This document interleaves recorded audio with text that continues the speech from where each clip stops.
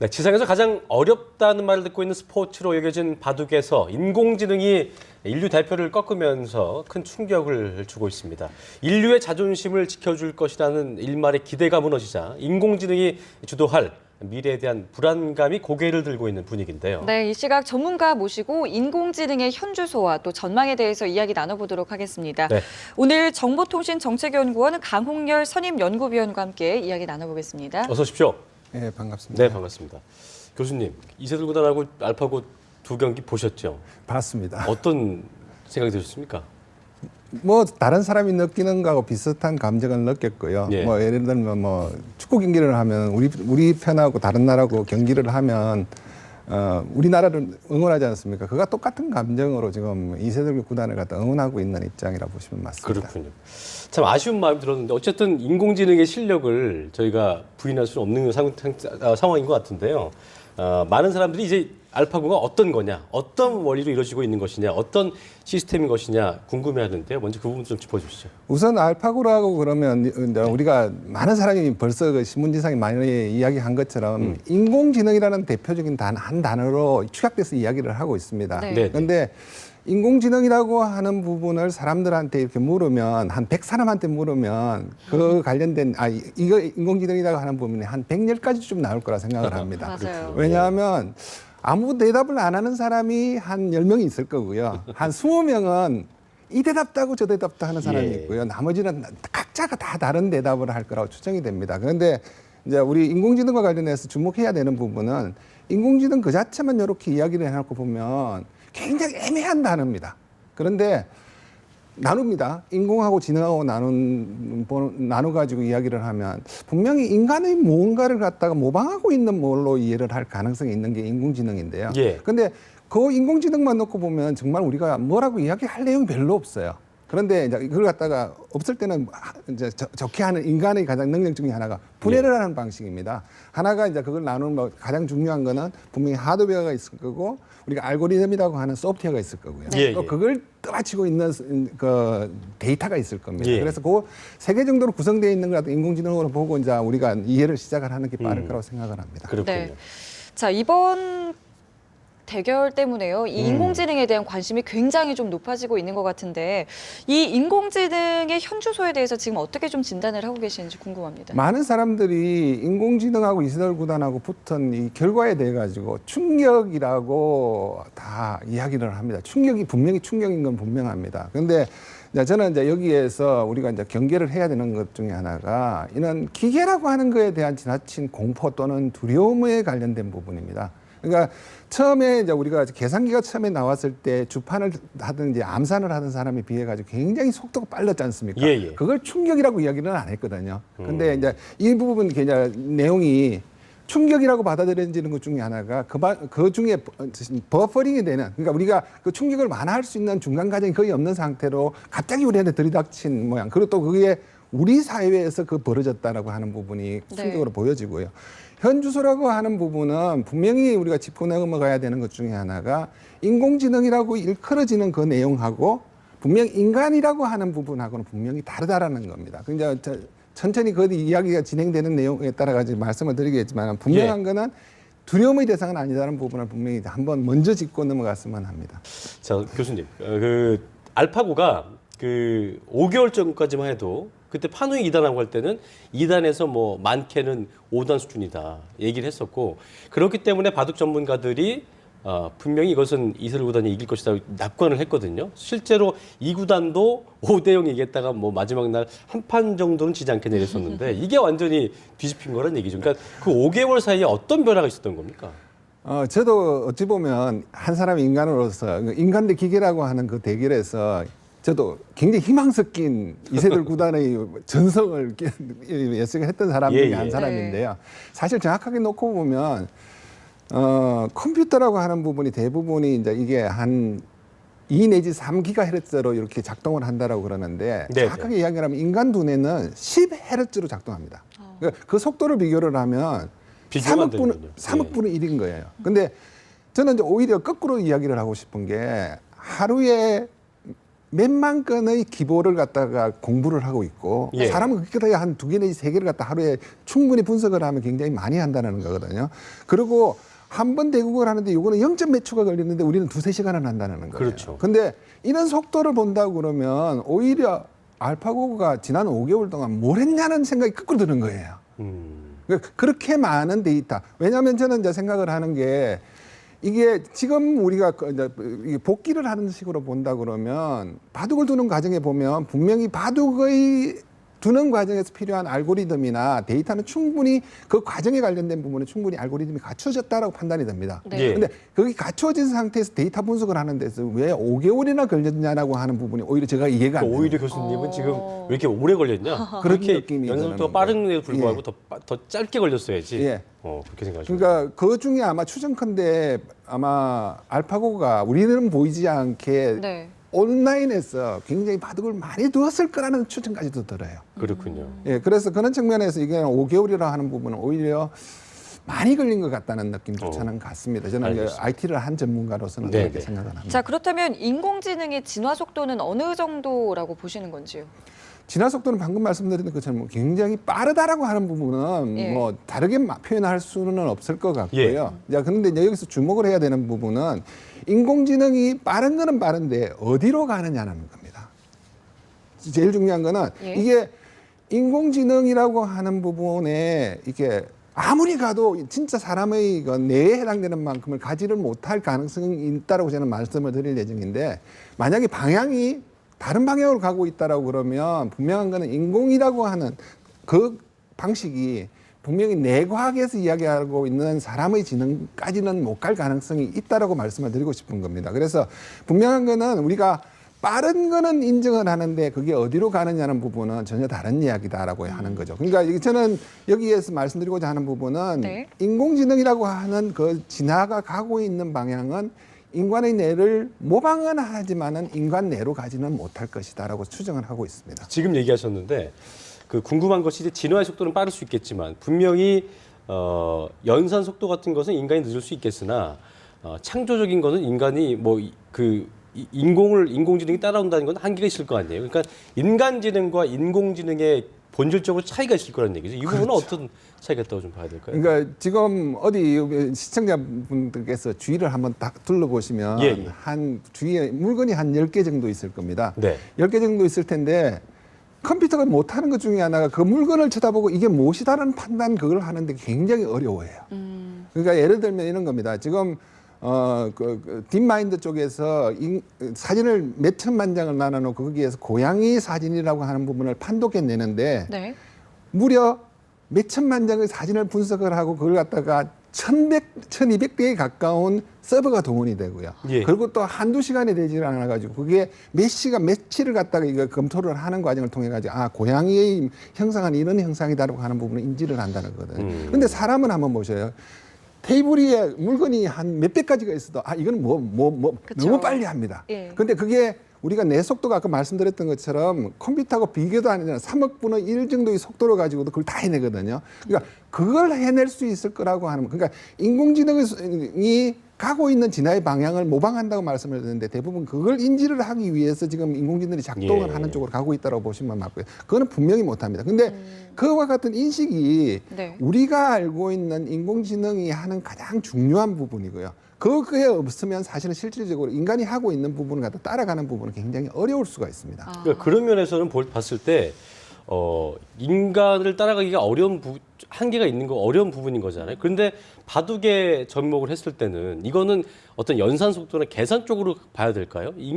분명히 인간이 지금 지고 있거든요. 네, 그 맞습니다. 부분은 어떻게 좀 설명해야 될까요? 근데 바둑과 관련해서는 두 가지가 처음에 체스를 두는 논리가 있었고요. 그러니까 예, 미로를 푸는 개념입니다. 체스를 두는 개념은 끝까지 그냥 그 계산기 안에서 둬보는 겁니다. 네. 그래가지고 이게 반드시 이기는 수다라고 하는 부분을 역으로 해가지고 그걸 갖다 두어 나가기 시작해가지고 네. 체스는 이긴 지가 꽤 오래되지 않았습니까?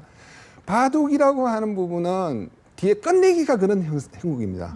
끝내기라고 하는 부분이 그런 행국이거든요. 그러니까 예. 이거는 결국 이길 수밖에 없다라고 하는 부분을 두 나가는 게 그게 체스의 모양이고 미로의 모양이고 끝내기의 모양인데 앞에 부분을 하는 로직이 최근에 개발이 됐습니다.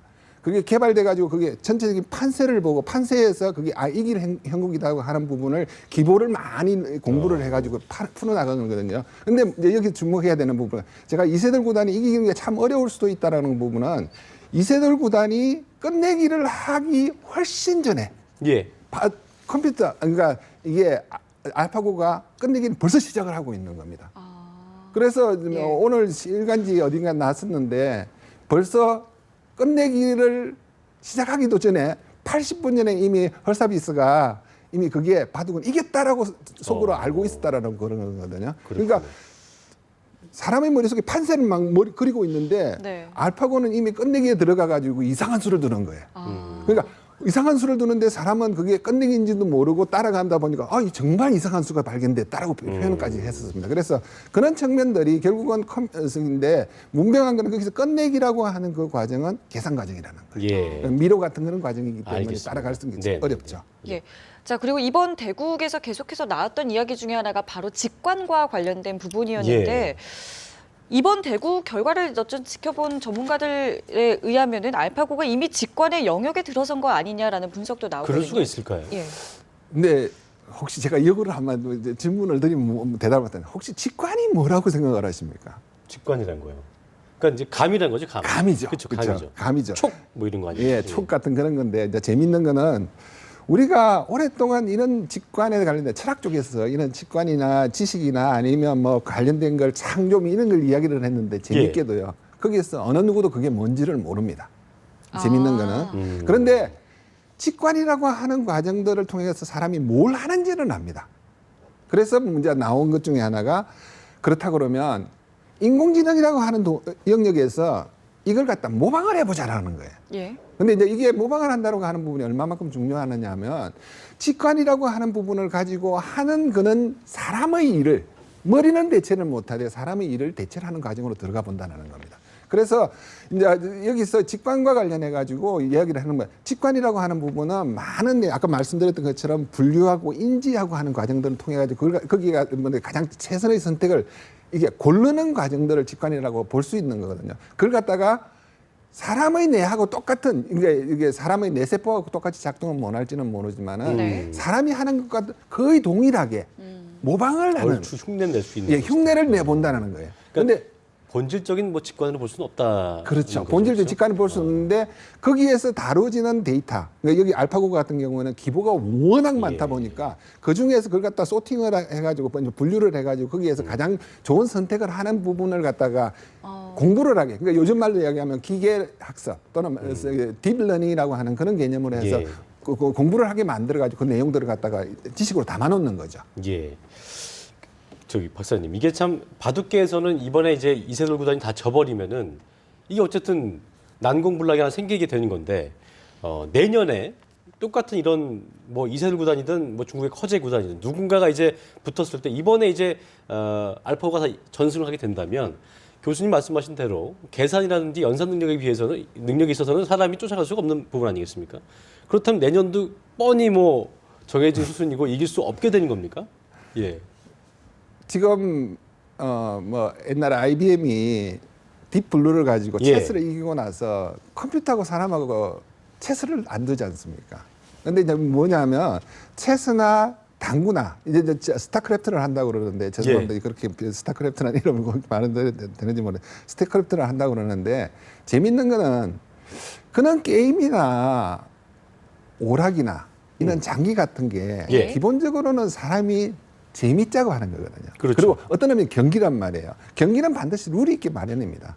근데 이제 이번에서 룰이 불공정했다는 이야기들을 굉장히 많이 하고 있는데 게임이 불공정했다라고 하는 부분은 정해진 룰에 따라서 게임이 끝나고 나서 그걸 거꾸로 복귀를 하면 안 됩니다. 그렇죠. 그런데 이제는 이제 알파고가 그렇게 어느 정도 굉장히 역량이 굉장히 강하다는 게 확인되고 난데 커세가 거기 관련해가지고 커세로 중국 커세 있잖아요. 예, 예. 커세가 거기 관련해가지고 게임을 한다 만다의 개념보다는 분명한 거는 게임 룰상을 그대로 둔 상태에서는 인간하고 컴퓨터하고 인공지능하고 게임을 하는 자체는 별 의미가 없을 것이다라는 겁니다.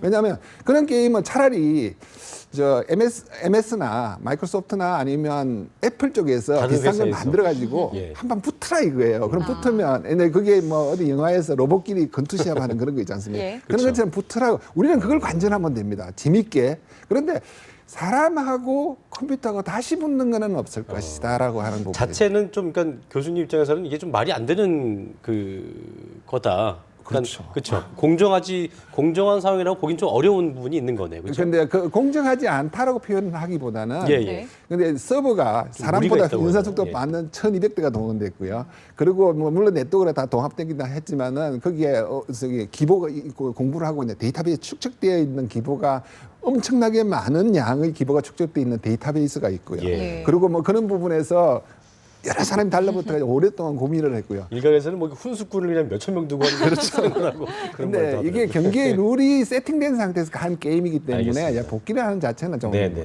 말이 안 되고요. 알겠습니다. 예. 요즘에 이런 이야기가 참 많더라고요. 앞으로 인공지능이 발달되면은 인간의 일자리 다 없어지는 거 아니냐라는 그러니까요. 이야기가 나오는데 어떤 의미로 좀 풀이를 해봐야 될까요? 이게 이런 의미로 해석을 합니다. 그러니까 인공지능이라고 하는 부분이 사람들이 많이 뇌를 대체를 할 것이다라고 생각을 합니다. 그렇게 네. 되려면 뭐 우리가 영화로 보면은 터미네이터 같은 이제 등장을 해가지고 아 사람은 이제 정말 끝났나 보다라고 생각을 하는데 사실은 제 개인적인 의견은 사람의 뇌를 대체는 하지는 않을 겁니다. 제가 개인적인 의견은 않는다는 건가요? 못한다는 건가요? 못할 겁니다. 예. 저는 보기는. 그런데 이제 그런 분석에서 우리가 가장 숙제가 많은 분야 중에 하나가 뇌과학이라는 분야거든요. 예. 그래서 인간의 두뇌를 대체를 못할 것이다. 그런데 명확한 거는 인간이 하고 있는 일은 대체를 할 것이다라고 합니다. 그건 전혀 내용이 다릅니다. 예. 그러니까 인간의 뇌는 대체를 못하고 인간의 지능은 대체를 못하지만은 그 인공지능이라고 하는 분이 들어가가지고 인간이 하고 있는 일을 대체를 할 것이라는 부분은 거의 명확해 보입니다. 그러니까 예전에 산업혁명처럼 이제 어떤 4차 산업혁명 네, 이런 그렇습니다. 것들이 어떤 주역이 될 수 있을 것이다. 그런 부분을 긍정적으로 좀 보시는 거죠. 근데 긍정적이라고 하는 부분은 상당히 인간 중심적이죠. 근데 이제 어떤 예. 의미에서 그 긍정적이라고 해석을 저는 거기에서 조금 더 이제 조심스럽게 접근을 해야 된다고 생각을 하느냐면 우리가 인공지능을 통해 가지고 뭔가를 세상을 바꿔 나간다라고 하는 그 내용을 보면 이런 모양이 강합니다. 어떤 내용이냐면 사람이 하고 있던 일을 대체를 한다. 뭐에 의해서라는 거예요. 근데 외형적으로 드러나는 거는 알고리즘이나 소프트웨어나 그런 거 관련된 그런 내용들이 네. 이 사람이 하던 일을 대체를 합니다. 거기에 이제 이게 기계공학이 붙으면 로봇까지 들어옵니다. 근데 이제 그런 내용이 대체되는데 재밌는 거는 그게 소유가 누구냐는 겁니다. 예. 사람은 소유는 자기 자신이지만은 이거는 기계는 소유가 기업이나 그렇죠. 또 그런 자원을 동원할 수 있는 그러니까 뭐 시티말로 이야기를 하면 가진 사람들의 이해를 통해 가지고 그 기계들이 도입이 되거든요. 그러면 그란에도 이게 우리가 양극화나 불균형이나 이런 문제가 그렇죠. 있는데 사실 실질적으로 사람이 할 수 있는 일을 대체를 하는데 그 기계에 의해서 IT 시스템에 의해서 대체를 된다고 그러면 사실 실질적으로 그걸 동원할 수 없는 사람은 자리를 잃게 되는 상황이 예. 오는 거죠. 그리고 또 재미있는 거는 이게 아주 간단한 일에서부터 대체가 되기 시작을 할 겁니다. 예. 간단한 일이라고 하는 단순 노동부터 그렇죠. 얘기를 하시는 단순 거죠? 노동 우리가 이제 요즘 이야기하는 계약직 그리고 예, 예. 임시직에서부터 대체를 들어간다고 그러면 그게 한 예측 건데 한 짧게 10년 정도 그 대체를 해서 이제 점진적으로 된다. 그러면 10년 동안 우리는 임시직과 그 없는 사람 그리고 그런 사람들이 먼저 이게 일자리를 잃고 가진 사람들은 거기에 대한 가치를 갖다 훨씬 더 독점하는 모양이 된다고 하는 부분에 저는 좌파는 아닙니다만 그런 부분에서는 분명히 경계하고 네. 그런 부분에 관련된 뭐라고 할까요 사회적